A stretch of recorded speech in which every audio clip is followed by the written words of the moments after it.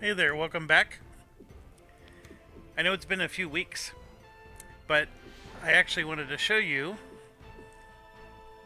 Oh, my autosave got overwritten. I was at the Cosmic Circle. This is actually very close to the Cosmic Circle. Cosmic Circle is just right up this hill here. You can see I'm at Ascension Peak, and this is basically all I'm trying to show you is I beat the game. Now I started over fresh, and I'm going to. I don't want to get into combat yet. I started over fresh. So we had a partial playthrough where I made it, I think, to the Trini area, and then I basically said I think I have been developing my characters a little bit in the wrong direction. I had a samurai, a lord, and a couple other things. Here you can see I have a samurai. I have a samurai, a fighter, a monk, a ranger, a bard, and a bishop. Um, I beat the game. I don't want to say no problem. I mean, I definitely had some tough battles, but I, was able to beat the game with this just yesterday. I had a blast playing this game. This is an awesome game. I just love it. I did use one RPC, the monk. I was using Vi for the longest time, but she's annoying and won't go into some of these late game places that you need her to go to. And so I just really didn't like her that much. Um, I do know she can go to Ascension Peak with you, and I think if she's with you, some special stuff happens. So by not having her with me, I'm sort of avoiding that. Um, but anyways, I just wanted to show you what. Also wanted to show you that basically at the end game, the average level is around 21, 23. So 21. So the basic guys made it to level 23. The hybrids are 21, and then the bishops are 20. So everybody's in the low 20s range. You're not going to make it to level 50, which is the highest this game offers. You're not even going to be level 30. I've seen people do solo playthroughs, and where they play with just one character, and they end up in the high 20s. Like, I don't even think they make it to 30. So this game has so much opportunity to level up way beyond 20, but you'd have to do grinding at some insane levels to accomplish that. Anyways, I just wanted to show you how that works. So what I'm going to do is I'm going to go ahead and quit the game. We got to relaunch it. That's the only way we can start a new party.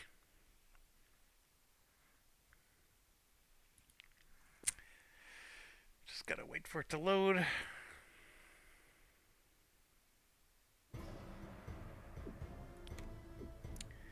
Alright, so what do we want to do? That's the thing. I always like having a 6-character party. If I did do less, they would get to higher levels. This is obviously a large discussion, but so I just finished playing with, like I said, a fighter, a samurai, and a monk, and a ranger. So I had a lot of the critical strike going for me, which was really nice. I also had the fighter is without a doubt the highest damage dealer, bar none. It actually did way better than a lord would do. Um, Let me just give you this rule of thumb. These hybrid classes are never going to out damage a fighter. The reason you pick them is because you want the magic that goes with it. So the reason a lord would be better than a fighter is because the lord can also cast spells. But if you have somebody else that also already casts those spells, then you don't need the lord. I hope that makes sense. And they do level up slower. Like that fighter leveled up fast. So I think what I'm going to do is I'm going to try to focus on. Let's do a party that is going to level up fast. So let's do like what we would call a basic party.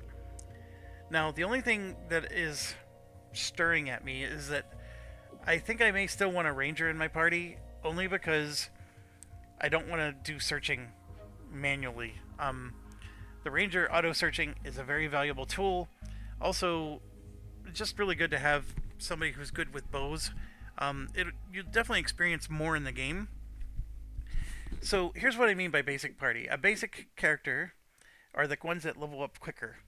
So that would be the fighter, the rogue, the gadgeteer, the bard, and then I'm also going to include the primary casters, which is the priest, alchemist, psionic, and mage. Definitely not the bishop. Okay, so I just listed. I mean, this is what 1, 2, 3. That's 4 of them right there. There's 5, 6, 7, 8. I just listed 8 classes. We can only pick 6. And then I already told you I want a ranger, so that means I can only pick 5 out of those 8.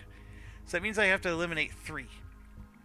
Since I'm choosing the ranger, and the ranger is also an alchemist. Remember, if you choose a hybrid, it's because you want the spells.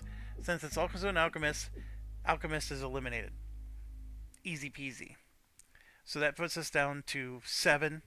I need to choose 5. The bard has a lot of spells that mimic a psionic. So I'm going to get rid of the psionic. So that puts us to 6. I need to choose 5. This is where it gets tougher. Oh no, it's not tougher. I'm eliminating the rogue because the bard and the gadgeteer both can pick locks, and I don't need a rogue. So there we go. We got our 5. Alright, so let's start with the one that I know we're going to do. It's a ranger. Now, the best ranger, most people would argue, is the mook. I don't disagree. I really don't like the low speed, because that means he's not going to shoot his arrows as quickly. The piety does not matter too much, although it just means he's going to have less spell points. So when he does cast his alchemy spells, he won't have as much. I don't think it's that big of a deal, to be honest. But let's look at other options here. The gnome still has the low speed. The hobbit, of course, is a little more balanced. Has a lot higher speed. You just can't argue with a hobbit most of the time. The fairy's an interesting one. The low... Wow, that is actually a very interesting one. You wouldn't be able to carry good armor with that one. The lizardman... I can tell you, at the end of the game... I know I mentioned this before, but I was constantly getting attacked with death spells, instant death, which is the divinity class. You don't want divinity. And then this, of course, is turncoat. There's these unicorns and horses in the game that will cast mental spells. Like, having weaknesses in these two, horrible. Now, my bishop was dying a lot because they would cast Crush. Crush is an earth spell. And then the Rapax sorcerers cast fireballs all the time. So having a fire resistance is great, but you want these other ones as well. The one thing I haven't felt a need is like the air resistance didn't seem to be a biggest deal. And then the water would freeze you, but being paralyzed is different than turncoat. But paralyzed is also annoying. But anyways, just getting that these are bad. So the Felper is interesting because they have really high speed. Look at that. They got great dexterity. I mean, they do have less of a bonus here. Piety is also decent. They do have minus 15 to this, but I actually like this as an option. I know everybody always goes with Mook because you just get more bonus points, but your speed is just almost 30 points higher. 25 to be exact. 25 points higher. I'm going to get 5 points per attribute instead of 14. So that's 8 extra points.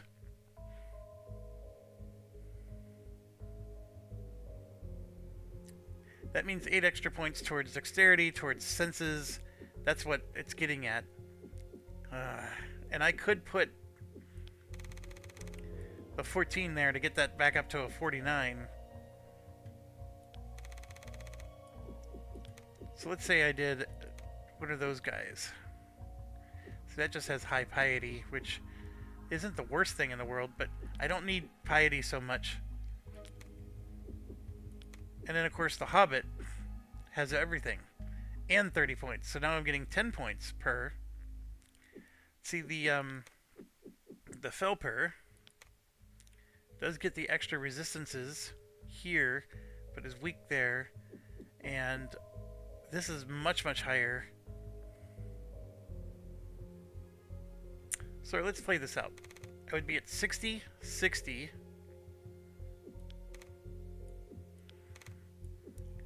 I'd be at 60, all three of those. What else would I raise? Oh, I would raise strength for sure. So 55. I mean, that's really great stats. Alright, let's go to the Mook. Here, my speed is super low.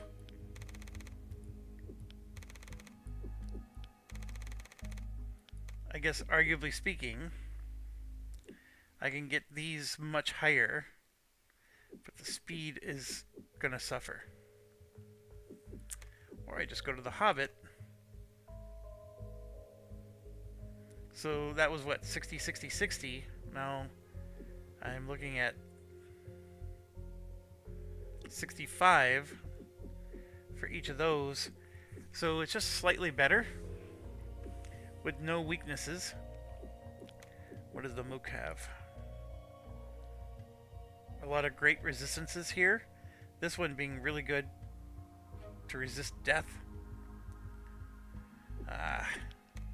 How much do I really value that speed? Oh, I'm sorry, I'm looking at the wrong one. This is still good. That's still very good.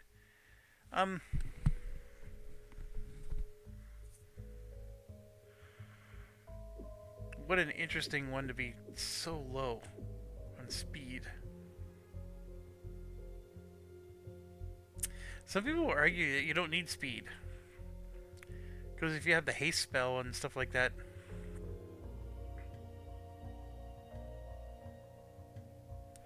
Number of swings per attack and number of attacks per turn. Being able to shoot that bow multiple times per turn is a big deal.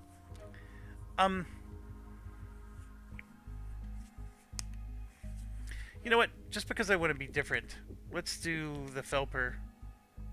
Let's be different. Let's make a cat character. We'll make the senses 60.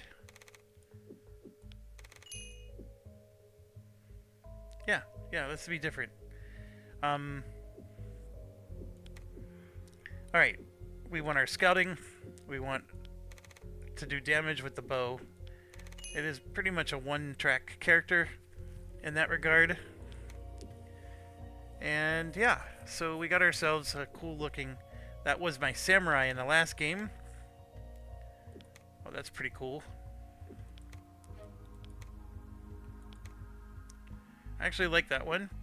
I don't know what's a good cat name. I mean, that's like a Bengal. Yeah. We'll call him Bengali. And I do like this for the archer.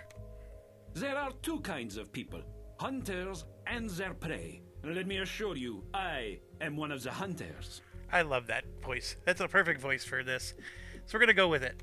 So Mr. Bengali, I rarely use the Felper race, so I am trying to just be different. This could backfire. I know for sure I want a mage. So a good class for the mage is either the elf. Now, the low vitality does burn you, because my bishop died over and over and over again. And he died because he had hit points that were just so much lower than everybody else. And so, just because he had low hit points, he ultimately died.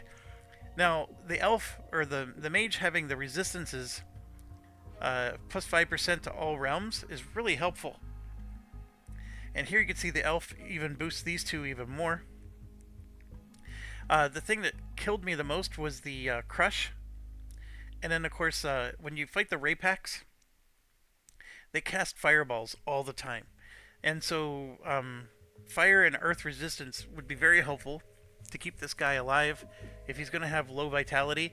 The low strength also stinks because, when you start getting a lot of items, the party will start to bog down.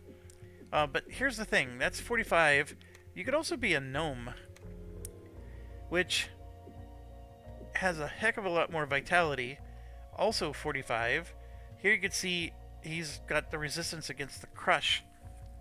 And on top of it, the only drawback to the gnome, his strength is still low, his speed is low.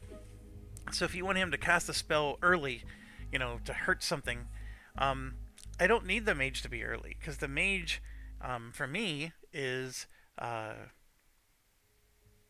going to cast that fireball, and sure, if the fireball was early, maybe you could do damage early. Don't necessarily need him to go early, because the ones that I need to go early would be like the priest, because I want him to heal somebody before he dies or something like that. So I'm going to go ahead and try it, and just because I never play the gnome, again, I want to be different than my last playthrough, largely because I don't want to, if I make this game so much like my last playthrough, then I'm going to get bored. And the problem is I want this to be like my last playthrough because I was so successful. Like, it really suited my playstyle. Doing a dedicated mage is not my playstyle, so it's going to be different, but I think I'm going to like it. And just to make sure, actually the fairy gives you 50 points, but we're not going to do fairies. So the elf at 45, or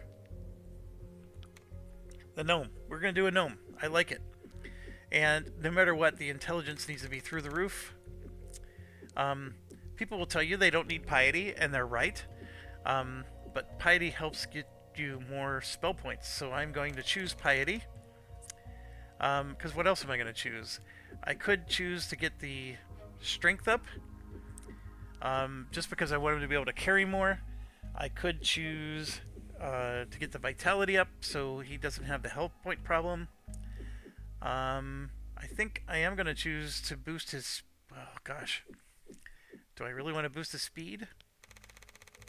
I mean, I can get him all the way up to 50. That totally solves the speed problem for sure.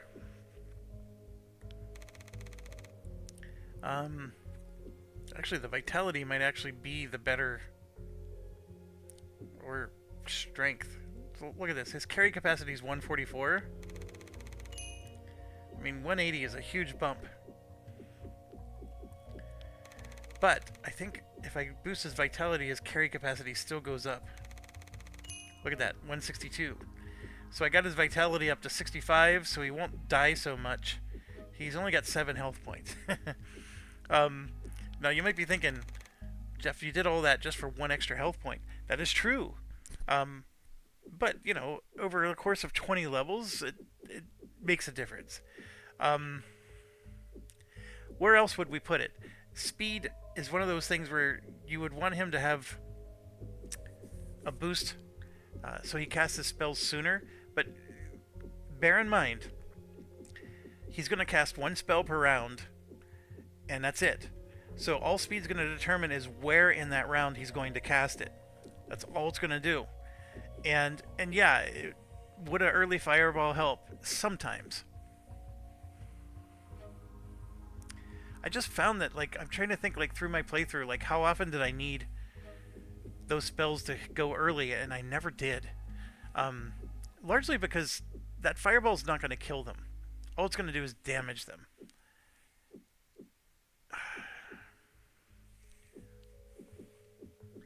I am so torn on this.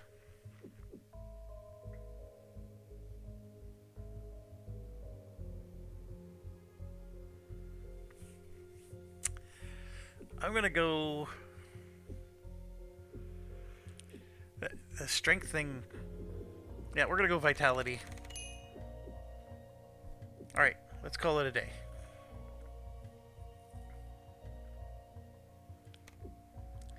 Okay, which of these do we take? Well, I can tell you for certain that Energy Blast and Frost are not easy books to find. So we're going to go ahead and take both of those. This is his bread and butter. We need this to be as high as possible. And then these we need to level up. The fact that he starts at 7 on all these is fantastic. I don't need to worry about any of this. He's not going to be a frontline fighter.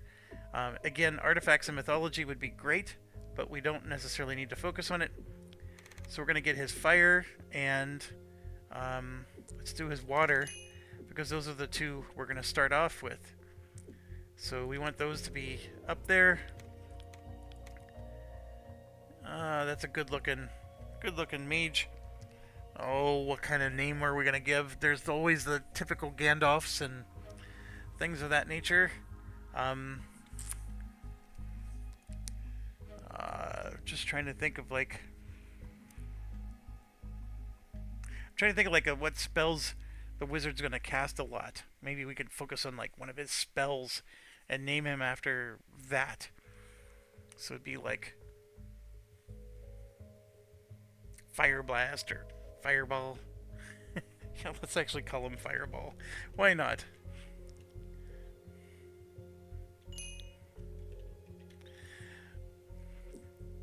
Alright, now what are we gonna... So this is the voice I used last time. Just between you and me, I'm the perfect guy for this job. What do you say? I wasn't super impressed with that voice. Is it something you need? I do it. Just don't put it in writing. So, I mean, I know that's more meant to be a rogue type class. This is too zen. Well, hello there. I think I hear the open road calling our names. Say, isn't that a song? I want to punch him. I played this one. I would be honored to I already did that one. You're going to need someone of my superior intelligence. Some call it ego, but I call it talent. Sure, I mean, that's a perfect mage voice. Alright, and then we're going to make a priest. Now, again, to be different, the Ray Wolf is not a bad call here. The intelligence is low. That's the issue with the Ray Wolf. And a high intelligence is still important for a priest. Now, it does all forms of schools except divinity. The problem is that the priest still casts things in like the fire realm, the air realm, and those realms... Well, here, let's test this out. The Ray Wolf is awesome there. And we can get the vitality up. Here you can see the Ray Wolf's going to have a lot more hit points than that mage will. And I'm just going to do this for now. I just want to get past this screen. So here, the Fire Magic Realm still relies on intelligence to level up. And the Divine Realm even uses intelligence to level up. The Divinity does not. It just uses piety. That's the difference. So you don't need a high intelligence here to get this to go up, but you do for the books, or for the realms to go up. So ignoring intelligence is not a good idea. And then, like here, you can see the priest starts with a communication of 7. That also uses intelligence. Like, you still want an intelligent priest. Now, with that being said, what other classes work? First of all, the Ray Wolf is excellent, 50 bonus points. The Dwarf works, also with 50 bonus points. Here you can see dexterity is low, speed is low. That's the issue. With your healer class, you may need to, like, somebody's on the verge of dying and you want to heal them. So the low speed is going to definitely be an issue. Now, granted, what does a healer class need to spend points on?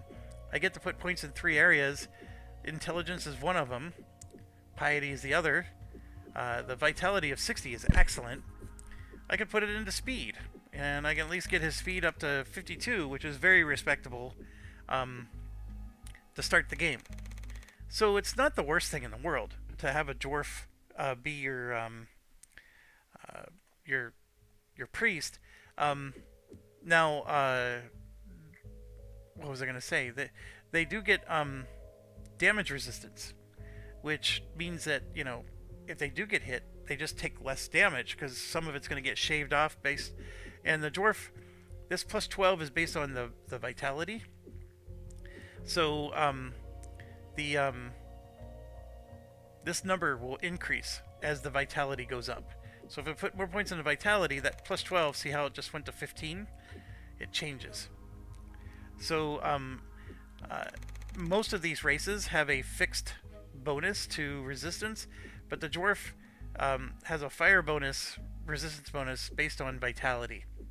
So the higher the vitality goes, the better the fire resistance goes. Now here's the cool thing. Like I was telling you, those Raypaks, which is a late game race that you end up fighting, they cast fireballs over and over and over again, and having a high fire resistance is amazing against them. And it would mean that our priest who has the resurrect spell can resurrect the rest of the party, while, you know, the dwarf, it's not a bad idea. There's not very many games I get to play as a dog.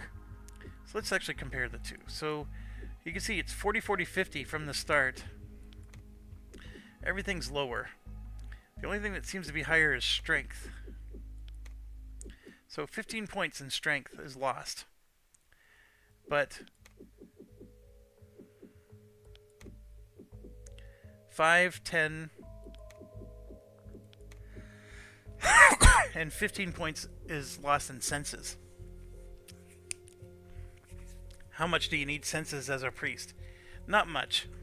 But if we want our priest to actually have like a mace and a shield and actually do some, you know, frontline battling, I'm not saying that that's what you want your priest to do, because why not make a lord if that's what you're going to do? Because that's what a lord is.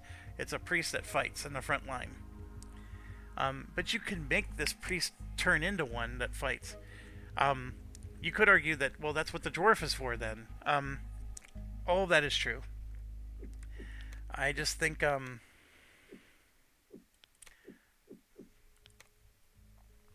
even though the strength is lower, which does hurt with, because like if you start loading your priest up with armor and stuff, you're going to need a higher strength to be able to hit them.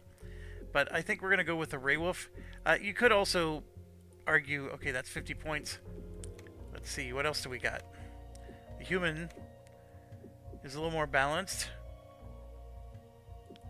35.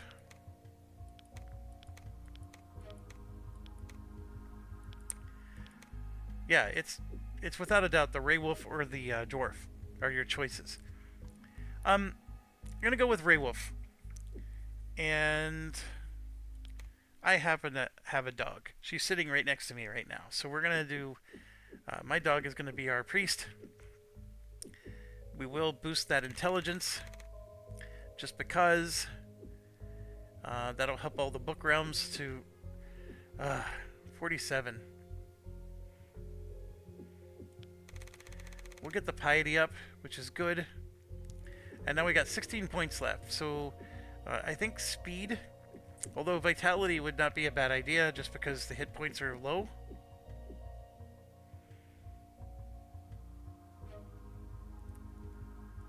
The speed is not that much better than a dwarf. It's the senses that you're getting a lot more. The senses, by the way, is your combat skills. So, oh man, I'm torn.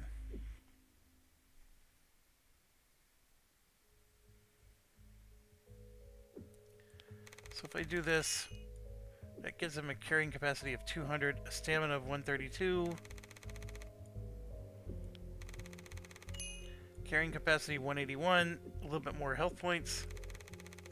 This is the one you don't see, but by increasing the speed, it just means I'm going to get that spell in quicker.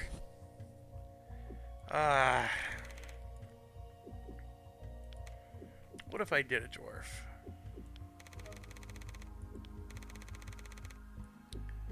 I'm going to look at this again. Oh, the dwarf actually has more vitality as well. I didn't catch that last time. Yeah. This is the thing, that low intelligence.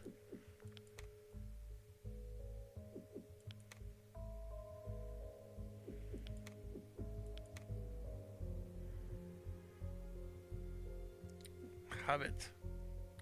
Look at that. Those are all in the 50s. With 20 points to spare. I mean, that's 10 points higher on the intelligence, which is one of the primary attributes we need. I actually think we need to pick something else. These are all lower, but it's 35. That's a 20. I gotta think about this some more.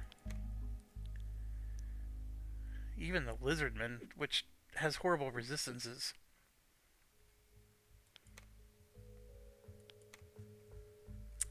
Felper again. Actually, look at that. That's really good. Only gets 4 points to spend. So that's only going to be 64.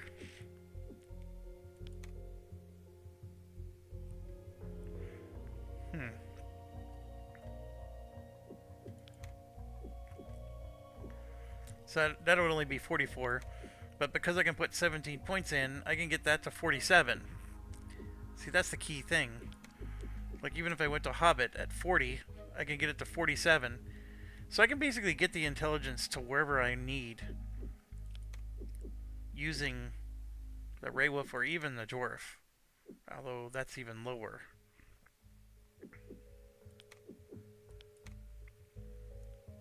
Yeah, we'll go ahead and stick with this. We're going to put 17 points there, 17 points there, and then we have to figure out where are we going to go. I think speed. I want the priest to be able to cast sooner rather than later, although I am going to suffer with lower hit points and carrying capacity. That's my issue. I mean, I could split the difference. I could just do 8 and 8.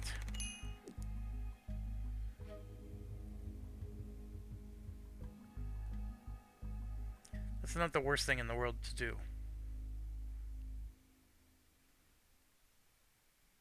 Sure, I'm going to split the difference. Alright, I will find a Bless book very soon. Stamina books very soon. I find one Light book, but I have 2 characters that both need to cast Light. Arguably, I can use Light with this character because the Fire Realm there, I have no other way to level up Fire Realm. Charm, I will eventually find a book. Paralyze, I almost don't even care. But there will be a book. The Make Wounds, I can buy a book.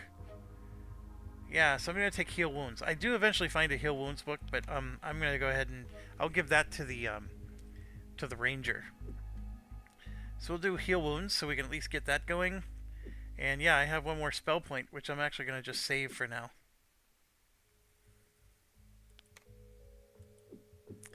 Gonna get Divinity up. We definitely need the Divine Magic. And I could, you know, pick another realm and basically just level this up. The Mason Flail, I could basically hold a mace in one hand and a shield in the other. That is not the worst thing in the world to do. I am going to just put 1 point in shield. It's been my experience to have, if you have at least 1 point, they level up quicker than if it's at 0. And we're going to go ahead and put 1 point in close combat for the same reason. I know that throwing is going to be something he's going to do, but we're going to not worry about that. And then I'm just going to pick one of these, and I'm going to pick Water Magic. We'll boost that one up to 3. You know what? No. We're going to do the same principle. We're going to do 1, 1, and 1. So all of his books will start to go up. Alright, and then this is my dog. My dog is cute like this. But for this game, she's going to be mean. My dog's name is Mindy, so that's what we're going to call her. And we're going to make her my favorite voice in the whole game. All right then. I join you as soon as I finish milking the cows and gelding the bulls. I love it. Alright. She's in. We got half of our characters done. I definitely want to make a fighter. Now, this one is always up for debate. Like, Lizardman by far is the best fighter early game. You will get these skills maxed out so early, it's not even funny. But I have found that the Mook fighter is pretty darn good. The speed is low. There's no argument there. Piety is a dump stat. You don't need it. Intelligence of 50 is important because that's going to help your skills to go up. The senses is important for your close combat skill to go up. The vitality, dexterity are all there. The strength is there. It's just not as high as maybe like a Lizardman. But the key thing is right here. Your resistances are higher. So you're going to survive in those late games. So we're going to make a male Mook fighter. The strength is king. And then we do want vitality. I want to be able to land my hits. So dexterity. It's the speed that's the issue. Having a higher speed does help you to hit more often. I think by the end of the game, I was able to get my speed up, even with it being a 35, because eventually you'll be able to start putting 3 points in, because these will max out, and then you put your... So, once strength maxes out, the next thing I do is vitality. Once dexterity or vitality max out, then it's speed.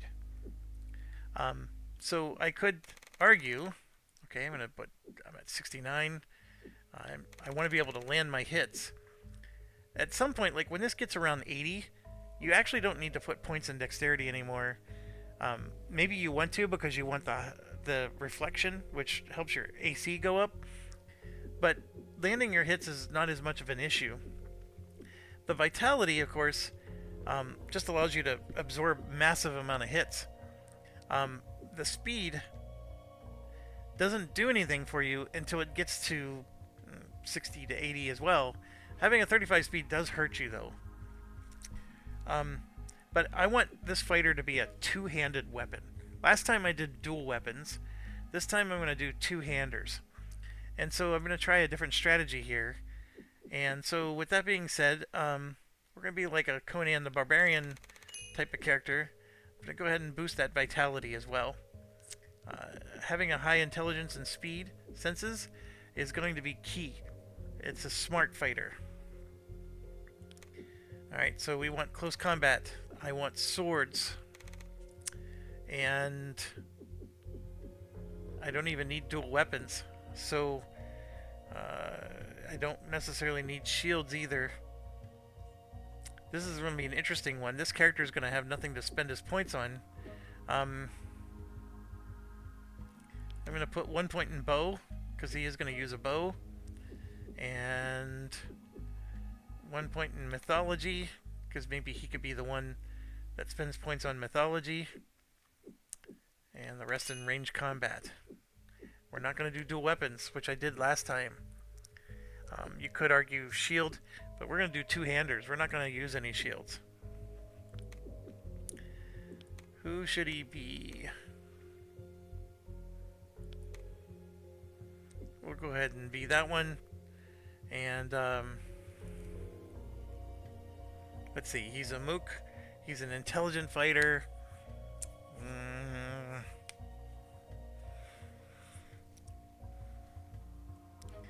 I mean, he screams Chewbacca. I know that's probably a well overused one, but I mean, it's what it looks like. Just like a hairier, maybe a more groomed version of Chewbacca. But you know what we're gonna do? Since we have a Mindy, because that's my dog. This one's Mork. Alright.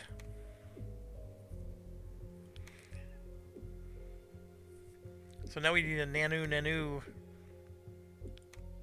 You want me fight? I fight. I do like that one. He was happy to join. He thought it would make an exciting chapter in his book. Actually, that does sound like something Mork would do. Alright. So he's going to be first in the party. Then we need to make a bard. The bard is going to be a hobbit. I've made one of these before. We definitely want it to be female because females do have the vitality stuff going for their... we need vitality up because the bard needs as many stamina points as possible. Strength for the same reason. And then intelligence is not a bad idea. Speed would not be bad. Speed, just because, you know, you want the bard to play the music sooner rather than later. I think I'm going to go with... the bard's going to be a frontline fighter, so I'm going to go with dexterity.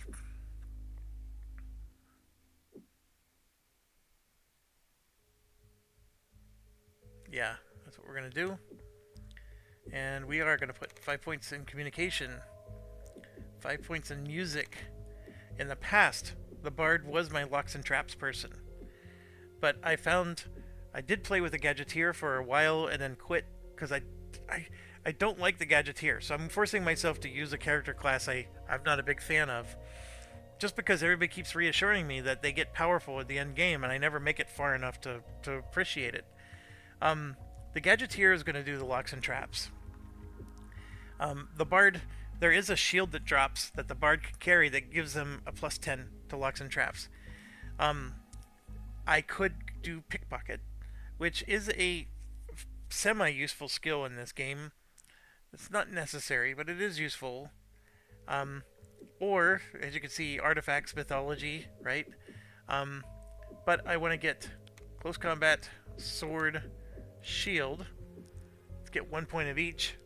My bard is going to be using the Bloodlust sword, and that's going to be important. And then, of course, the shield is going to be important with it, and I'll put the rest of the point in shield. And that's not a very good looking bard. That looks like the wife in Breaking Bad. That doesn't look like a bard to me, but yeah, we'll do it. What would be your name? A female bard. Every TV show I ever watch that has female bards, they always the female actress always over exaggerates it. It's like they overdo it.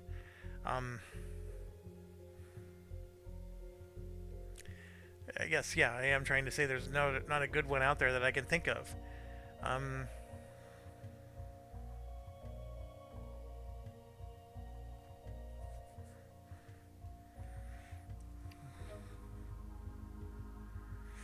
Alright, this is cheesy, but I'm gonna do it. Her name is Terminator. I be back. I didn't say that you were gonna come to this channel to be enlightened. Alright, we need a good voice for this one.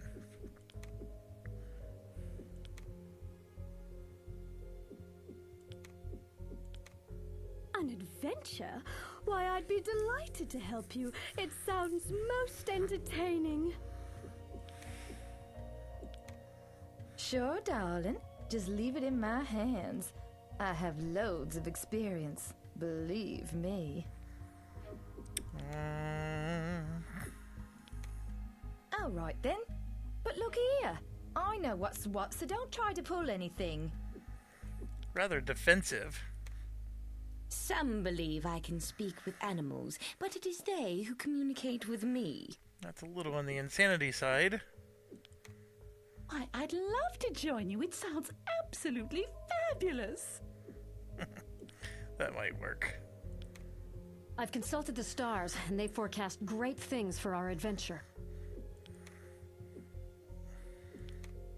Very well. Our enemies shall feel my wrath.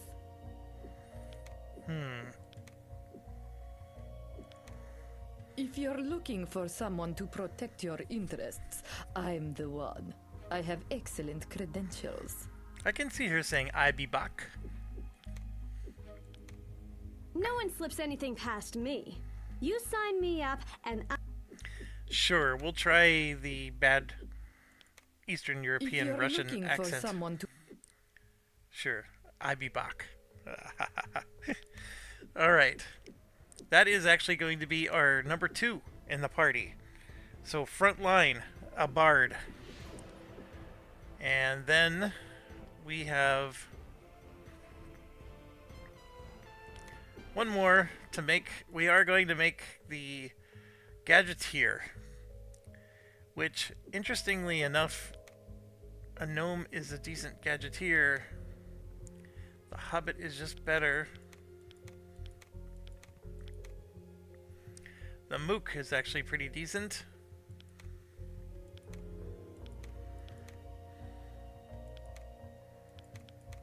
So I see mook, or I don't like the low speed for a gadgeteer. You want them to be shooting fast. And the Felper does actually sort of work. The vitality is low. That's the issue. So the gadgeteer would be not necessarily with that low vitality. That would be a bit of an issue. So here's the thing. Gadgeteers use a lot of stamina. So having a low vitality is a problem. But everything else is nice. The intelligence is where it needs to be. The dexterity, speed, and senses. They get 25 points, so they're going to be able to raise that vitality by 9. So you can get it to 44. And then every turn, every time they level up, I would just keep cranking that up. I mean, starting at 44 is really low. But if I do a hobbit, everything is still pretty nice, and they're already at 45. Yeah, we're just going to do a hobbit here. I definitely want strength, because that makes the... I don't know why it makes a gun shoot with more strength, or better, but it does. The vitality, for the reasons I just explained. I would normally put points in dexterity, because you need the bullets to hit. But dexterity is already really high. I'm just going to look at other stuff. The speed may actually be a good choice. Just because now then the gun's going to shoot more frequently. But you know what? I actually am going to pump up the dexterity. It's not the worst thing. Definitely want it to hit. Okay, so I have to have 5 points in engineering. I have to have 5 points in locks and traps, because I chose for this to be the locks and traps person. So then it becomes range combat, modern weapon, or the only other things. So they're already up. So I'm just going to make them 10 and 10. I still have 2 points left, so I'm just going to split between them. And that's where we'll start. So I guess we got to use the other one. Oh, I don't even like this picture. What else can we use?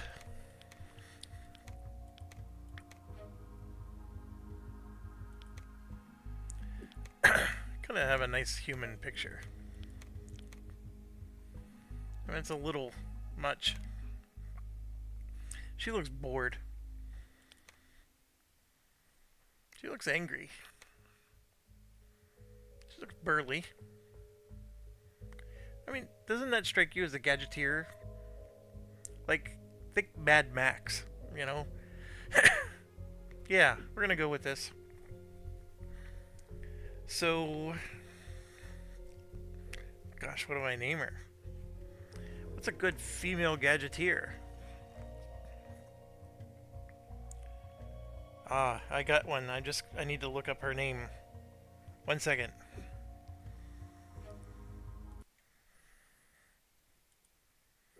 Okay, I got it. We're gonna change the picture though. We're gonna go back. We're gonna either do that one. I mean, the little facial stuff is probably a bit much.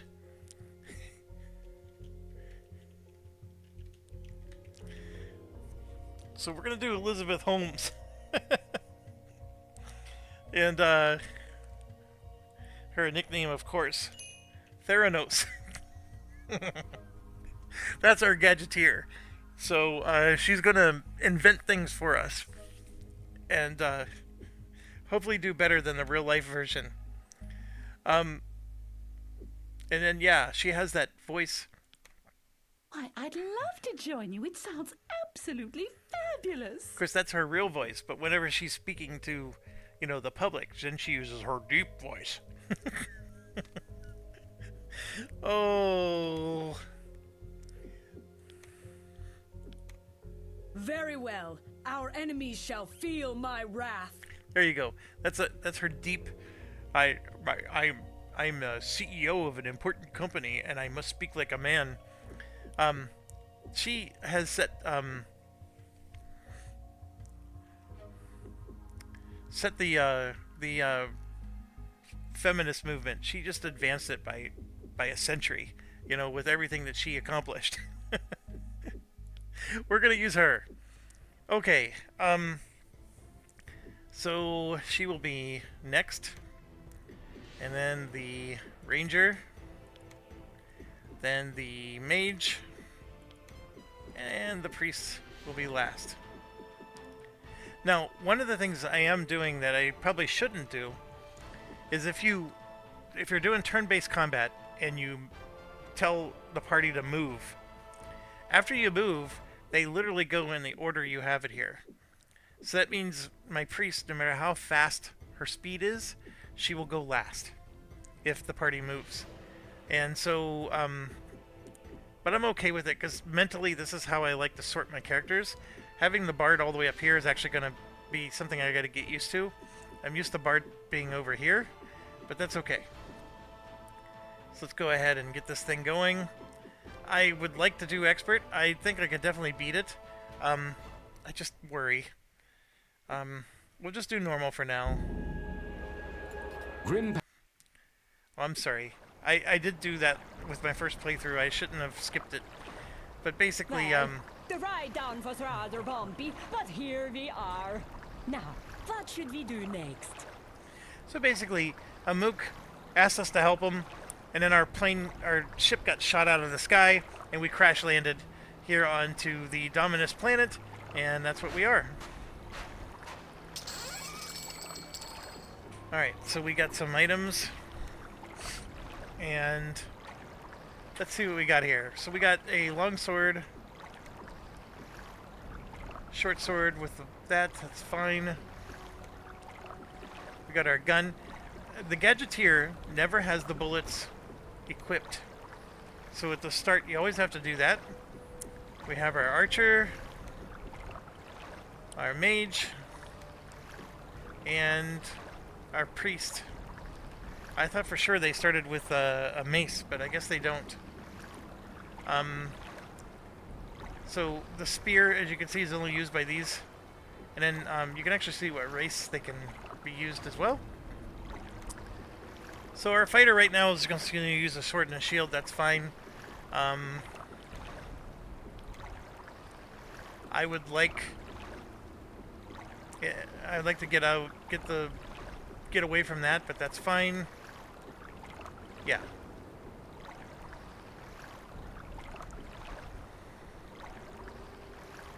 Actually, I'm going to give the shield. And that's the problem. We don't have a one-hander for the priest.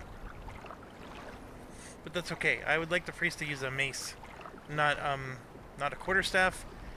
And let's figure out like our party composition. So you bellowed. I'm gonna put him in the back, and the ranger in the back. Now, what I could do is put him in the middle and actually surround them, but I tend not to do that. Because like one of the things I could do is put the ranger, for example, on the side, have him shoot, and then put the gadgeteer on this side, have him shoot, right? And then the mage is in the middle, and then the priest is just in the back. So if we do get completely surrounded, the priest could still do some frontline fighting, you know, because he'll have better armor, and the mage is protected in the middle, so nobody can, you know, hit the mage. Now, the one thing that does end up happening, though, is a lot of the enemies have extended range, so they can go too deep, so they can hit the mage, but won't be able to hit the priest if I'm doing a frontline fight. So in that case, you want the mage back here, like this, and then the middle to be empty, and the mage has a better shot of surviving those situations. But now if we get surrounded, then the mage is once again vulnerable. So it's a really interesting conundrum. If anything, you need to just remember to move them around, like I'm doing right now. I never remember to move them. These two don't need to be on the front line, because they're ranged attack. And you could arguably put them back here, I hear you. like this. The problem, of course, is that makes the sides, the mage is vulnerable. I'm ready for you. I hear you. À votre service. So we'll go ahead and do this. Another thing is to not have anybody in the front line and put them across the middle here. And then 3 in the back. So, for example, the gadgeteer could be on the side, and then the fighter in the middle, and then the bard on the other side, and then the archers in the back. That's another way to do it. But we'll go ahead and try this. Then over here is going to be a... I see something. Get a bullet. Let's battle. And before we can pick it up, we already have a battle. So I'm going to go ahead and tell her to pray. We're going to... Right then. do some casting. I understand. Wait for them to walk up. And you can see they're up. Everybody's able to hit.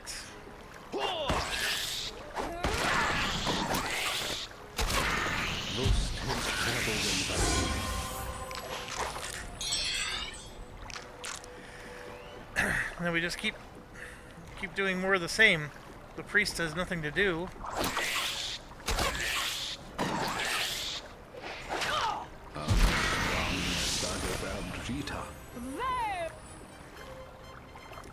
Alright, and then I'm going to go ahead and heal.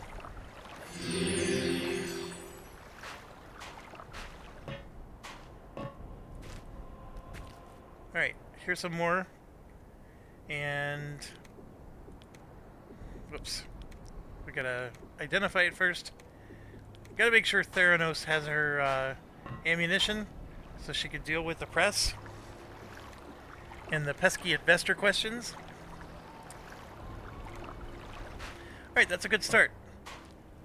And we need to rest. Get our spell points back up. And I am going to end the video here, and we will continue. So I need to save this YouTube part do, or we'll do part dos. We'll just do 2. Load me. Alright. Thanks for watching. As always, stay awesome.